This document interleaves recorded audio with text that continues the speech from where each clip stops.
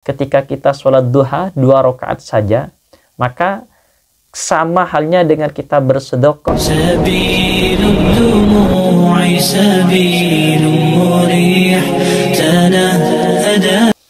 Dan di antara penyebab mudahnya rizki diberikan oleh Allah, sahabat, kalau menurut kami ini adalah rizki yang paling penyebab yang paling utama, sahabat, yaitu as-sholatu, sholat yang 5 waktu, sahabat. Jadi dikatakan di sini hiya a'dhamul ibadat, sholat itu adalah paling agungnya ibadah, sahabat. Wa afdalut ta'ati, dan paling utamanya ketaatan kepada Allah Subhanahu wa taala. Faman hafadhu 'alaiha, maka barang siapa yang menjaga sholatnya yang 5 waktu maksudnya, sahabat, fatahallahu 'alaihi, akan dibukakan baginya abwaab rizqihi, berbagai pintu rizki, sahabat. Wa basatalahu bisatu fadlihi, dan Allah akan melebarkan atau meluaskan keutamaan-keutamaan yang akan diberikan oleh Allah kepada orang-orang yang senantiasa menjaga sholatnya, sahabat. Karena itu disebutkan dalam hadis yang lain juga, sahabat, kalau kita ingin memperbaiki hidup kita, maka perbaikilah sholat kita, sahabat. Yang biasanya misalkan bolong-bolong sholatnya, maka perbaiki dulu sholatnya. Kenapa? Karena dalam hadis lain disebutkan as-sholatu ra'su kulli ibadah. Sholat itu adalah kepalanya ibadah, sahabat. Kalau sholat kita baik, fa'idal hasanah hasanati amalu kulluh, maka semua amal ibadah kita, rizki kita, kemudian sedekah kita, kemudian perbuatan baik kita kepada sesama juga akan ikut baik, sahabat.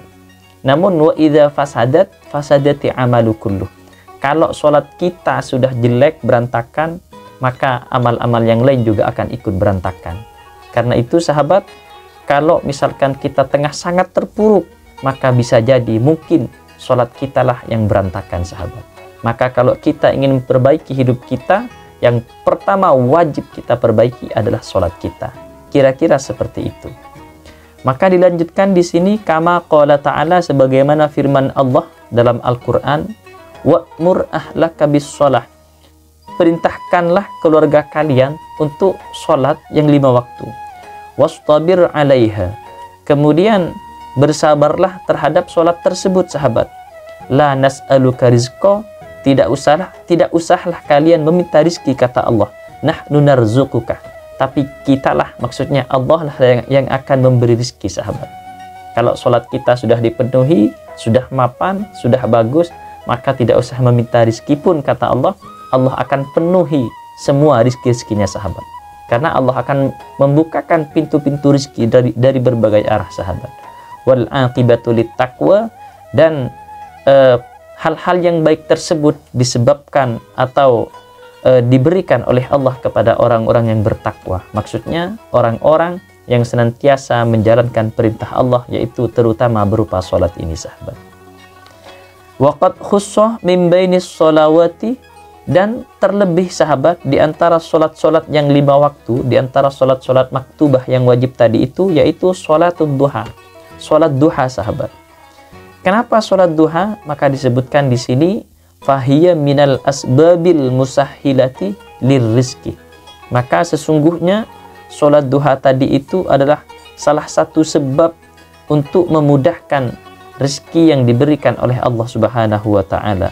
Liman wadhaba 'alaiha wa aqalluha rak'ataini, bagi orang-orang yang istiqomah mengerjakan sholat duha tadi, setidaknya setiap hari itu 2 rakaat minimal, sahabat.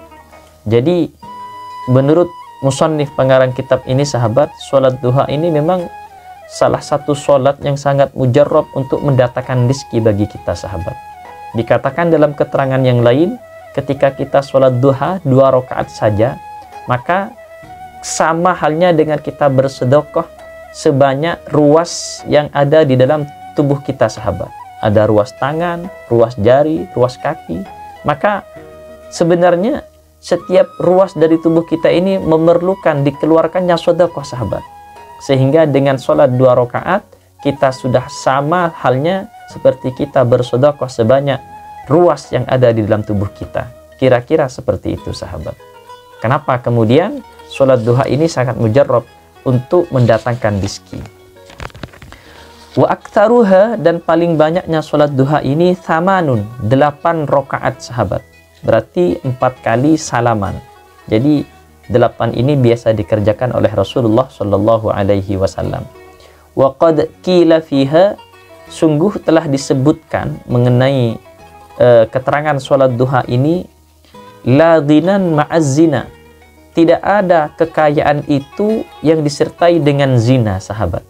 Jadi musannif di sini ingin mengatakan tidak bisa orang yang ahli zina itu untuk menjadi kaya. Kasarnya seperti itu sahabat.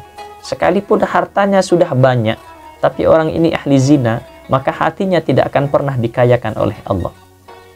Kenapa kemudian, mohon maaf dalam tanda kutip, para pejabat yang koruptor itu sahabat, seandainya hartanya hanya dimakan saja, maka mungkin 7 turunan tidak akan habis sahabat. Tapi kenapa masih korupsi? Kenapa masih mencuri yang bukan haknya? Karena hatinya difakirkan, dimiskinkan oleh Allah, sehingga selalu merasa kekurangan sahabat. Karena itu disebutkan di sini, la ghinan ma'az zina. Tidak ada istilah orang itu diberi kekayaan oleh Allah secara zahir dan batin bagi orang-orang yang senantiasa berzina sahabat. Baik zina secara keseluruhan atau cuman zina mata sahabat. Maka mustahil katanya. Wala faqra ma'ad duha, dan tidak ada istilahnya kefakiran itu bagi orang-orang yang senantiasa melaksanakan sholat duha setidaknya 2 rakaat tadi itu sahabat. Inilah salah satu sholat yang paling mujarrab untuk kita mendatangkan rezeki sahabat. Mungkin sebagian dari kita ada yang disempitkan rezekinya oleh Allah, maka sholat duha insya Allah bisa jadi penawar yang sangat mujarrab sahabat. Selain pertama, kita memperbaiki sholat kita yang 5 waktu dulu sahabat. Dilanjutkan dalam kitab ini, waqalah asy-Syaqiq al-Balkhi, berkatalah Imam Syaqiq al-Balkhi, talabna khamsan fawajadnahu fi khamsin. Kita mencari 5 hal, 5 perkara, dan kita menemukannya dalam 5 perkara juga. Apa saja itu? Talabna barakatal qut, kita mencari barokah rezeki makanan yang diberikan oleh Allah kepada kita. Fawajadnaha fi sholatid duha, maka kita menemukan barokah dari rezeki tersebut di dalam sholat duha sahabat. Wa talabna dhiya'al kubur, kita mencari cahaya kubur, kita mencari keluasan kubur. Fawajadnahu fi sholatil lail, kemudian kita menemukannya di sholat malam sahabat. Wa talabna jawaba munkarin wa nakirin, dan kita mencari jawaban ketika ditanya oleh malaikat munkar dan nakir fil qabri, di dalam kubur.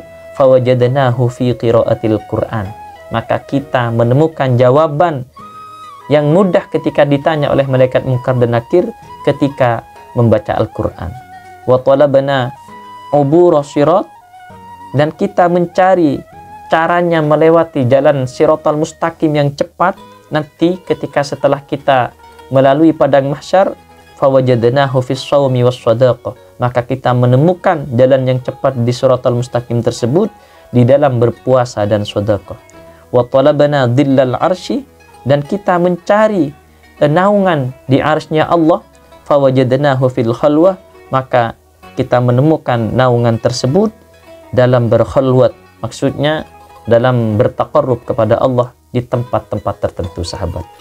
Ini di antara keterangan yang kita ambil dari kitab Kaifa Takunu Ghaniyan ini sahabat.